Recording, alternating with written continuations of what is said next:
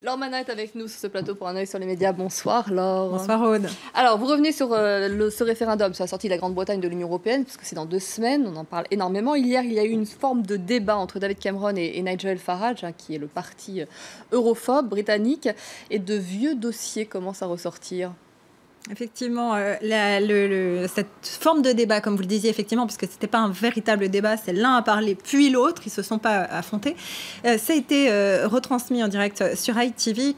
David Cameron, le Premier ministre britannique, promettait une Grande-Bretagne plus grande au sein de l'Union européenne et poussait les électeurs à ne pas voter pour le Brexit, le départ de l'Union européenne.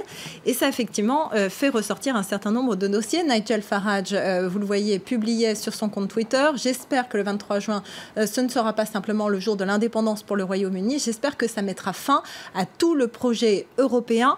Et ça agace certaines personnes qui ont ressorti des vieux tweets. Vous voyez en bas un ancien tweet de Nigel Farage.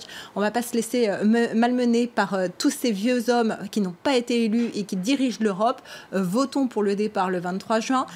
Nick Pettigrew souligne que l'expression « les vieux hommes qui n'ont pas été élus » s'applique particulièrement bien à Nigel Farage. Il a 52 ans et il n'a jamais réussi en 7 tentatives à être élu membre du Parlement, souligne-t-il. Un retour donc d'un vieux dossier. Et puis, autre vieux dossier qui ressurgit, celui de la crainte d'une séparation au sein du Royaume-Uni d'une part, mais aussi avec ses voisins les plus proches, notamment les Irlandais, souligne la Croix. Les Irlandais qui sont extrêmement proches économiquement du Royaume-Uni, qui font énormément de commerce avec eux, avec Londres, et qui craignent évidemment que s'il y a un Brexit, il y aura restauration des frontières, par conséquent des douanes, et ça pourrait fortement impacter Dublin, qui se remet tout juste de la crise de 2008. Et puis cette question également, qui pourrait faire ressurgir la question d'un référendum pour l'unité irlandaise. C'est Anne Poblacht qui en parle, la République en irlandais,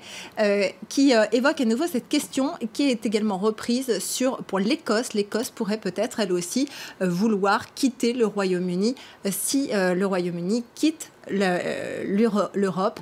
Tout ça, en tout cas, amuse beaucoup certaines personnes sur Internet. Nos confrères de Huffington Post se sont amusés à faire une parodie du soap opera Amour, gloire et beauté, rebaptisé pour l'occasion Amour, gloire et Brexit.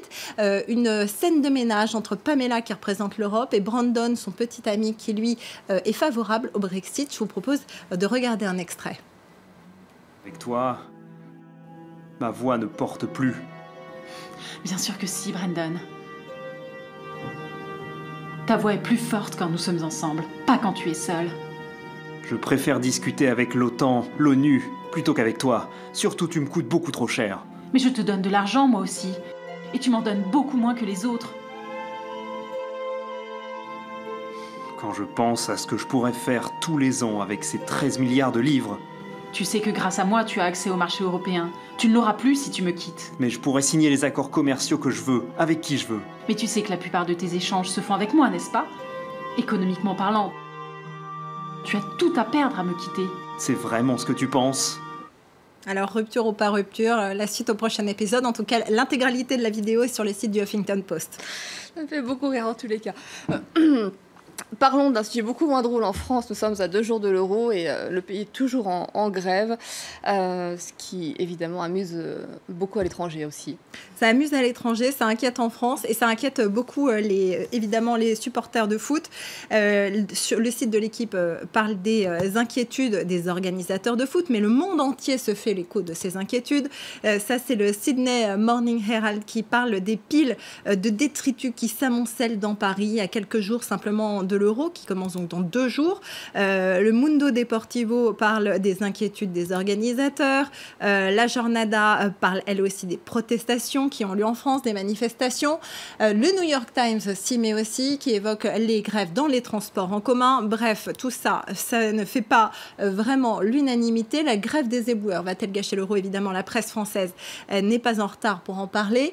Et ça, évidemment, ça agace sur les réseaux sociaux. Des grèves pendant l'euro, on confirmera aux touristes l'image qu'ils ont des Français avec les grèves.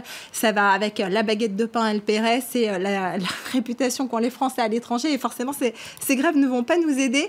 Paris Poubelle dénonce Damas Sénon, ville d'accueil parfumée pour l'Euro 2016 avec les éboueurs en grève. Et pourtant, BFM TV, nos confrères, ont fait un petit sondage en ligne. À quelques jours de l'Euro 2016, les syndicats doivent-ils renoncer aux grèves? Oui, pour 45%, non pour la majorité, 55% des votants. Malgré tout, Large, dans ce dessin publié dans Sud-Ouest, espère qu'avec l'arrivée du ballon de l'Euro 2016, les grèves vont se calmer, que les syndicats seront moins enclins à faire grève et à se mobiliser. Je vous remercie Laure pour votre chronique Analyse sur les médias.